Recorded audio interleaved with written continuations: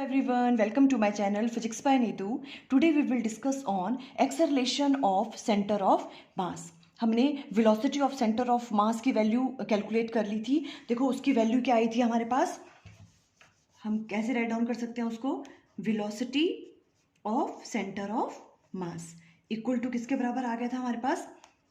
m1 v1 plus m2 v2 plus so on mn Vn divided by m1 plus m2 up to mn. Clear है. Okay अब क्या करना है हमें. Acceleration find out करनी है. एक्सेलरेशन करने के लिए क्या करेंगे. वेलोसिटी को क्या कर देंगे. अगर डिफरेंशिएट कर लेते हैं विद रिस्पेक्ट टू टाइम, है ना, तो क्या निकल जाएगी. एक्सेलरेशन निकल जाएगी. तो हम क्या करेंगे यहाँ पे differentiating both sides with respect to t. Differentiate कर देंगे इसको. ठीक है. देखो जब यहां पे डिफ्रेंशिएट करेंगे तो क्या आएगा. D v divided by d t equal to. देखो ये तो सारी क्या है कांस्टेंट टर्म. मास कांस्टेंट है तो नहीं हम पहले राइट डाउन कर लेंगे. m1 plus m2 up to mn. Clear. और यहां पर क्या आ जाएगा. देखो m1 अगेन ये वाली चीज कांस्टेंट है और डेरिवेटिव किसका आएगा.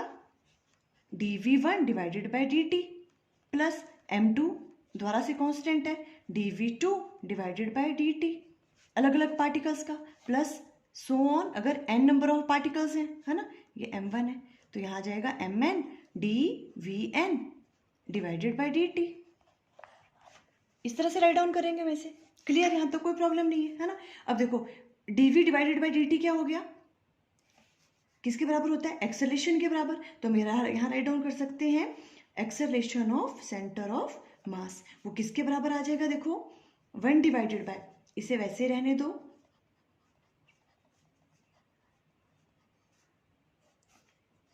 अंदर क्या आ जाएगा आपके पास. देखो m1 dv1 divided by dt किसके बराबर आ जाएगा. a1 plus m2 a2 plus so on. यहां क्या आ जाएगा mn an.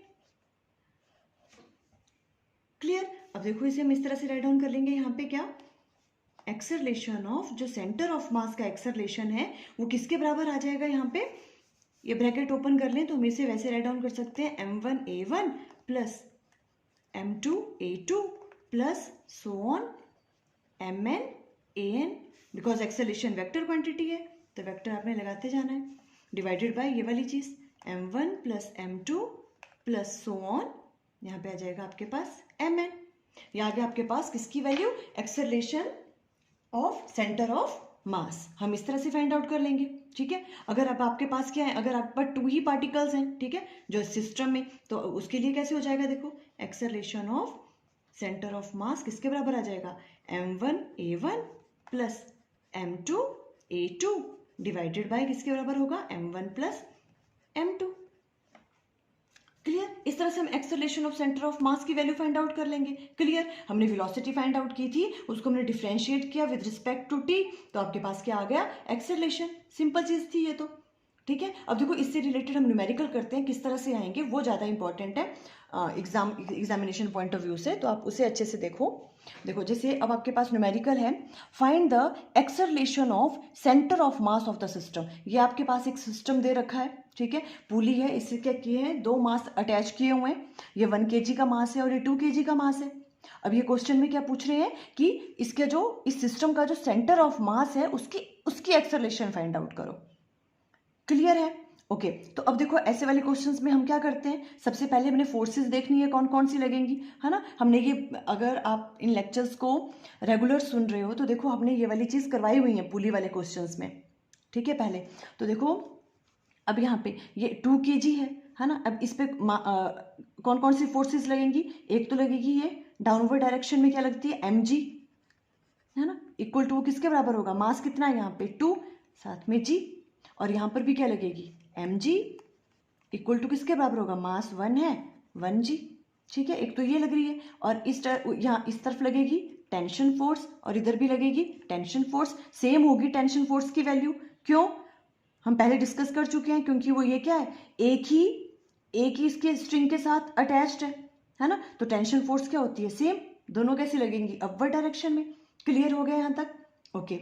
अब देखो हमें देखो सबसे पहले तो जितनी एक्सेलेरेशन, अब देखो इसका मास कितना है, ज्यादा है, इसका 1 kg, ये वाला मास कम है, और ये वाला मास क्या है, ज्यादा है, 2 kg, है ना। तो क्या होगा, जैसे आप इनको रिलीज करोगे तो ये वाला जो मास है ये क्या आ जाएगा, डाउनवर्ड डायरेक्शन में, और ये ऊपर चला जाएगा, बिकॉज इसके साथ क्या है, ये वाला मास इसके वाले मास की वैल्यू क्या है, ज्यादा है ना, तो ये डाउनवर्ड डायरेक्शन में आएगा, तो ये इसकी एक्सेलेरेशन कहाँ को होगी, इस तरह से डाउनवर्ड डायरेक्शन में एक्सेलरेट करेगा ये, है ना। और उतनी ही एक्सेलरेशन से ये वाला कहाँ जाएगा, ये वाली जो बॉडी कहाँ जाएगी, अपवर्ड डायरेक्शन में, सेम एक्सेलरेशन से। ये डाउनवर्ड डायरेक्शन में आएगी और ये अपवर्ड डायरेक्शन में आएगी, सेम एक्सेलरेशन से। क्लियर है? सबसे पहले अब हमें क्या करना है, इस एक्सेलरेशन की वैल्यू फाइंड आउट करनी है, तभी हम क्या निकाल सकते हैं, सिस्टम के जो भी सेंटर ऑफ मास है उसकी एक्सेलरेशन की वैल्यू फाइंड आउट कर सकते हैं। ठीक है, देखो अभी हमें फाइंड आउट क्या करना है, पहले उसका फॉर्मूला हम राइट डाउन कर लेंगे। ठीक है, सेंटर ऑफ मास निकालने का फॉर्मूला क्या होता है, पहले देखो, एक्सेलरेशन ऑफ जो सेंटर ऑफ मास है उसका फॉर्मूला क्या होगा, m1a1 plus m2a2 divided by m1 plus m2, है ना। तो m1 और m2 की वैल्यू तो हमें पता है, बट हमें एक्सेलरेशन a1 और a2 की वैल्यू फाइंड आउट करनी है। ठीक है, तो वो हम यहां से कैसे फाइंड आउट करेंगे, देखो अगर आपने वो लेक्चर अच्छे से अंडरस्टैंड किए हैं, देखो तो हम सबसे पहले क्या बनाते हैं, इनकी इक्वेशन बनाएंगे। हम किस तरह से राइट डाउन कर सकते हैं इन फोर्सेस को, देखो सबसे पहले हम इस ये वाला पोर्शन ले रहे हैं, ठीक है, 1 kg वाला। इसमें देखो जो भी आपके पास ये वाली बॉडी है ये किस डायरेक्शन में एक्सेलरेट कर रही है, अपवर्ड डायरेक्शन में, है ना। ये डाउनवर्ड डायरेक्शन में आएगी बिकॉज इसका मास बॉडी का वेट ज्यादा है और इसका कम है ना, तो ये अपवर्ड डायरेक्शन में एक्सेलरेट करेगी। तो इट मीन्स जो अपवर्ड वाली फोर्स है उसे हम क्या लेते हैं, पॉजिटिव। ध्यान से सुनना है, ठीक है, अगर आपने पहले वाले लेक्चर नहीं सुने हैं तो क्या कहा हमने, कैसे बनाते हैं हम इक्वेशन। अब ये बॉडी कैसे कर रही है, अपवर्ड डायरेक्शन में एक्सेलरेट कर रही है, ठीक है। तो जो अपवर्ड वाली फोर्स है ना उसे हम पॉजिटिव लेंगे, ठीक है, उसकी वैल्यू ज्यादा होगी। तो यहाँ पे हम इक्वेशन कैसे बनाएंगे, देखो T विजिबल है आपको, देखो T ये पॉजिटिव आ जाएगा, माइनस ये वाली फोर्स और माइनस ये वाली फोर्स हो जाएगी, ये कितनी है देखो 1g, ठीक है। और इक्वल टू किसके बराबर लेते हैं फिर हम, जहां पे बॉडी आपकी एक्सेलरेट कर रही है जिस डायरेक्शन में, और वो कैसे कर रही है, अपवर्ड डायरेक्शन में, ma, यहाँ क्या आएगा ma, ठीक है, m की वैल्यू क्या है 1 और एक्सेलरेशन होगी a।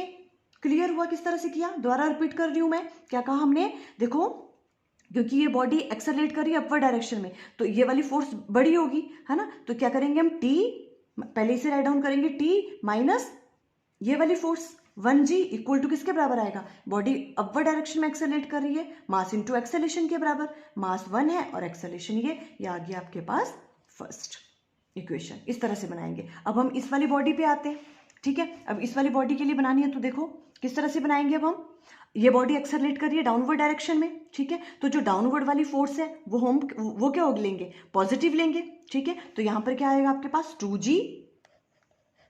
2g माइनस T, और डाउनवर्ड डायरेक्शन में एक्सेलरेट कर रही है वो तो ma, m कितना है 2 और एक्सेलरेशन कितनी है a। क्लियर हुआ यहां तक, ओके। अब देखो इस वाली इक्वेशन को मैं इस तरह से राइट डाउन कर लूं, T मैं पहले राइट डाउन कर लेती हूँ बिकॉज इसकी तरह ही फिर सेम हो जाएगा तो हमें इजी होगा, ठीक है। तो इसे हम राइट डाउन कर सकते हैं माइनस T, इस वाली इक्वेशन को minus T plus 2g equal to 2a के बराबर, ये आ गया आपके पास सेकेंड इक्वेशन। कोई प्रॉब्लम है यहाँ पे, ठीक है। अब क्या करेंगे हम, देखो फर्स्ट एंड सेकंड, अब क्या करना है हमें, अगर हम इन्हें ऐड कर देते हैं तो T से T कैंसिल आउट हो जाएगा और यहाँ पे हम क्या कर सकते हैं, एक्सेलरेशन की वैल्यू फाइंड आउट कर सकते हैं, ठीक है। तो हम क्या राइट डाउन करेंगे यहाँ पे, एडिंग 1 एंड 2, इक्वेशन 1 एंड 2 को क्या कर देंगे, हम ऐड कर लेंगे। देखो यहाँ पे मैंने राइट डाउन कर ली पहले ही इक्वेशंस, ठीक है। ये फर्स्ट इक्वेशन है, ये सेकंड इक्वेशन है। अब इन्हें हमें ऐड करना है, ऐड करेंगे तो ये चीज कैंसिल आउट हो जाएगी, ठीक है। यहाँ पे करेंगे ऐड तो क्या आ जाएगा, यहाँ पे 2g माइनस g क्या रह जाएगा आपके पास, g इक्वल टू, इनको ऐड करेंगे तो 3a, ठीक है। और यहाँ से देखो आप a की वैल्यू क्या आ जाएगी, g डिवाइडेड बाय 3, तो यहाँ पे हमारे पास ये वाली वैल्यू आ गई, a की वैल्यू क्या आ गई, g बाय 3, तो मतलब ये किसके बराबर हो जाएगा, अब देखो g डिवाइडेड बाय 3, इस वाले से क्या जा रहा है, ये इस तरह से डाउनवर्ड डायरेक्शन में, और यहाँ पर क्या आ जाएगा, यही चीज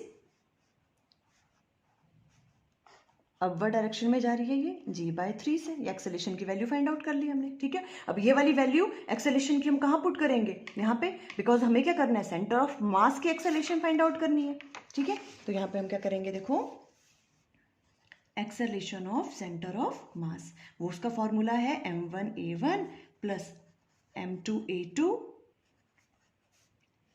divided by m1 plus m2। तो यहाँ पे क्या वैल्यू आ जाएगी, m1 क्या है आपके पास 1, ठीक है 1, और a1 की वैल्यू कितनी है आपके पास g/3 प्लस m2 कितना है आपके पास 2, और a2 क्या है आपके पास अब g/3 बट डाउनवर्ड डायरेक्शन में। देखो ये वाली हम पॉजिटिव ले रहे हैं, ठीक है, अपवर्ड डायरेक्शन में है, तो ये डाउनवर्ड वाली क्या होगी नेगेटिव, तो माइनस g/3। क्लियर हो रही है चीज, minus g/3 because downward direction में।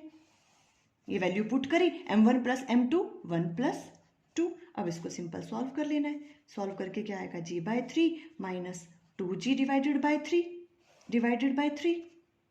ये सॉल्व करके कितना आ जाएगा आपके पास, माइनस g डिवाइडेड बाय 3, और 3 3 हो जाएगा यहाँ पे 9, माइनस g/9, है ना। तो सेंटर ऑफ मास जो है उसकी एक्सेलेरेशन की वैल्यू कितनी आ गई आपके पास, माइनस g डिवाइडेड बाय 9, ठीक है। ये वाली वैल्यू आ गई। आप ऐसे भी लिख सकते हो, जो भी एक्सेलेरेशन की वैल्यू है वो क्या है आपके पास, देखो acceleration of centre of mass equal to किसके बराबर आएगा, g/9 इन डाउनवर्ड डायरेक्शन,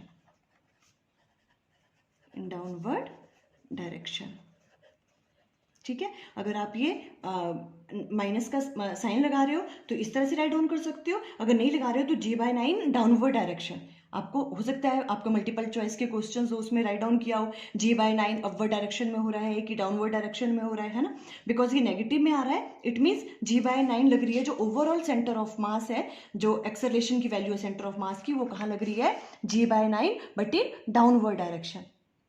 और देखो वो ठीक भी है, क्यों, बिकॉज जो डाउनवर्ड डायरेक्शन में वो कौन सा है, देखो एक्सेलरेशन 2 kg वाला मास है ना, ये वाला मास ज्यादा है, तो जो सेंटर ऑफ मास की जो एक्सेलरेशन है वो किस डायरेक्शन में होगी, जहां जिस वाली बॉडी का मास ज्यादा है ना। तो इसलिए क्या हो गया, देखो जो सेंटर ऑफ मास की जो एक्सेलरेशन है उसकी वैल्यू क्या आई, minus g/9 in downward direction. इस तरह से ये वाले क्वेश्चन सॉल्व करने हैं आपने, अगर एक्सेलरेशन ऑफ सेंटर ऑफ मास से रिलेटेड क्वेश्चन आते हैं तो।